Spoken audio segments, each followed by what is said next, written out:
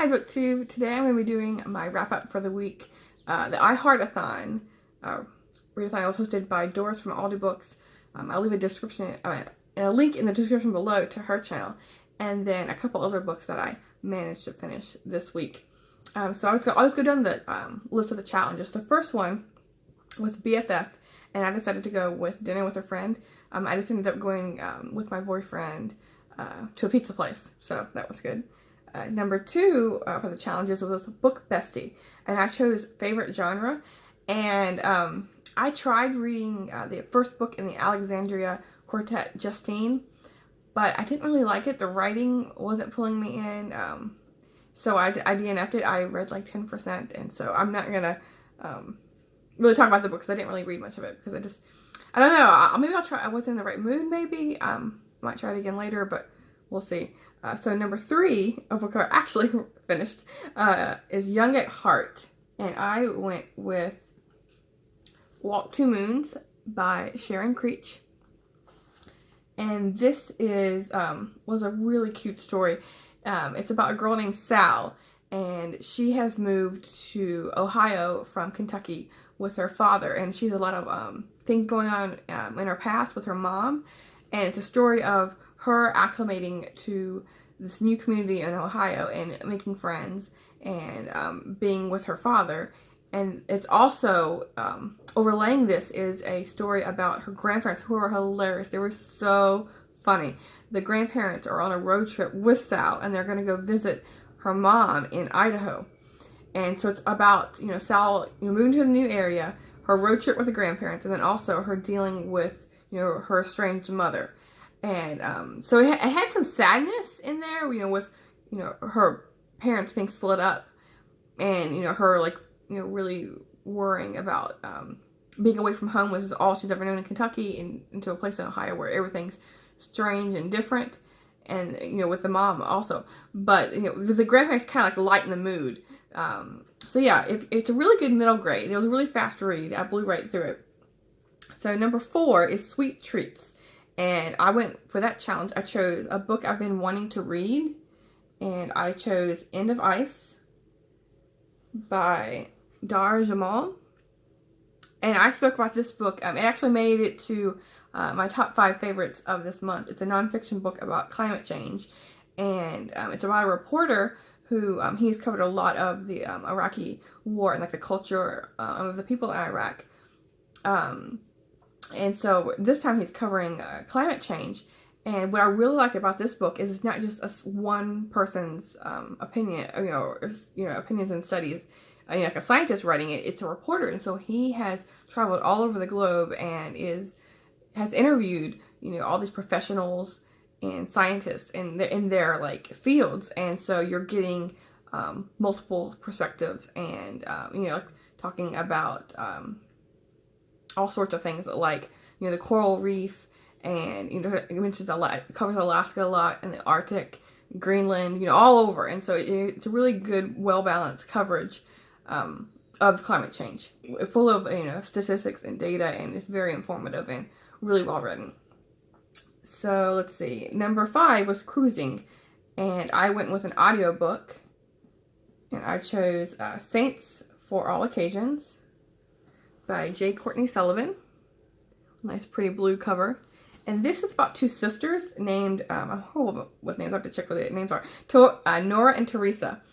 And it's about them. They've traveled from Ireland to the Boston area, and it's about how the sisters, the relationship before and after they're split, and why they have kind of stopped communicating with each other. And it follows them all the way until old age, and so you see them from a young age to an old age. It's one of those kind of stories, and you're meeting their offspring and their parents and everything. And so it's like a family drama, and it's also got a historical fiction as well, because it's following, it's 50 years later, which is in the 2000s, so it's kind of 1940s, 50s into the early 2000s, and it had a lot of Catholic symbolism in it, and talked a lot about the faith, because one of the sisters decides to go into a nunnery, and so it's you get a bit of that, and then also the other sister who has decided to live in Boston. And so it's a really good like historical fiction family drama. And then number 6 is Quickie. And I went with a comic book, Captain Marvel. The first volume, I guess like their new like remake of the comic. I'm trying to get a picture. And it's Higher, Further, Faster, More. I was reading, it was okay. Hopefully the movie will be good. I thought it was like very informative to like get an idea of a feel for the character. The story, it was just okay. I don't know. I'm not a really big superhero comic reader, but I thought I'll give this a shot. But I am excited to watch the movie. Let's see. Number 7 is Cover Love, A Beautiful Cover. And I went with Winter by Allie Smith. This is the cover I had. And again, this book, I don't know, like maybe this week I had a so-so reading week. This book, I liked Autumn. And like I said before, I had tried Allie Smith's Accidental Guest. And that one I didn't really jive with. So Autumn I really liked.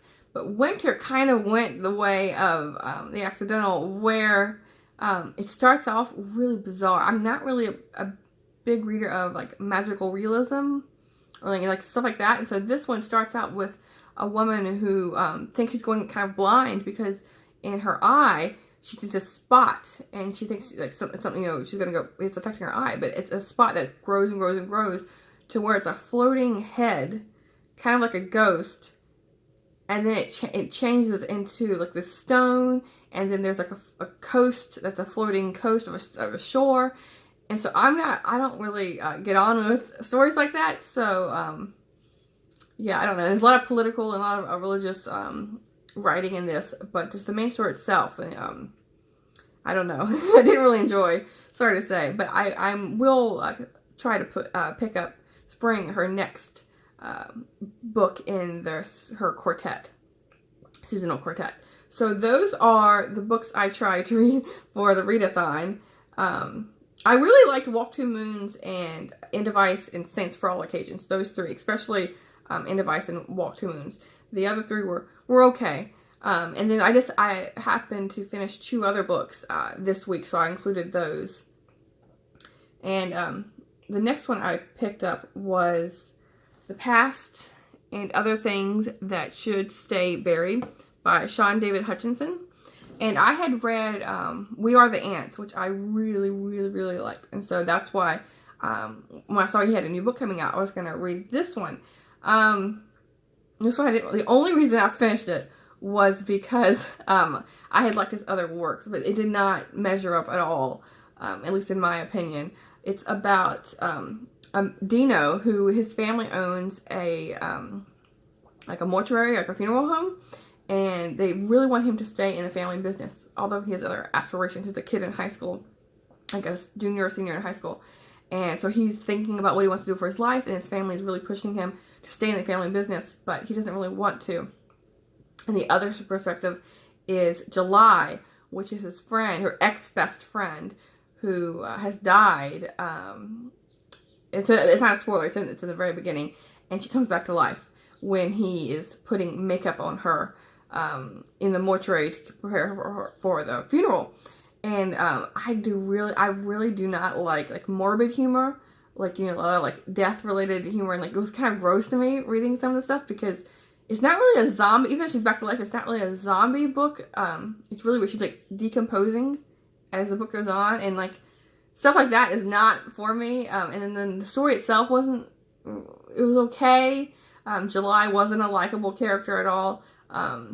Dino was okay, but yeah, just the story overall and like the grossness, and yeah, I mean, I it's a brand new book coming out, so I'm sure it'll be a lot of people talking about it. So maybe a different opinion than me, but I highly recommend We Are the Ants. That was phenomenal. This one, not so much. And then the last book that I'm going to be talking about, I finished yesterday, was Hatchet by Gary Paulson.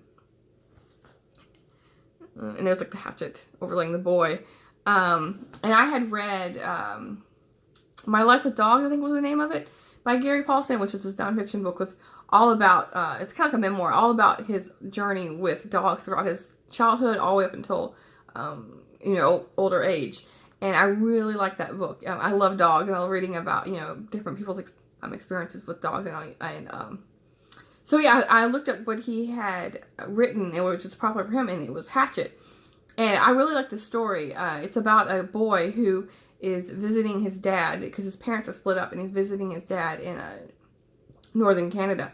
And so he gets on a small plane to visit. That's like an oil field where he's working at, and the plane goes down, and so he's like kind of like he's living on his own. You know, he has no knowledge of, you know, fire or hunting or anything of how to survive. And so it's all about him picking up those skills, like all the mistakes he makes and the skills he gets, and how it changes his life and his perspective, you know, on like real life in the city kind of thing. And so it was a really nice story. So those are the books I read for the iHeartathon, and the 2 other books that I happened to read yesterday. So yeah, thanks. See you soon, book 2.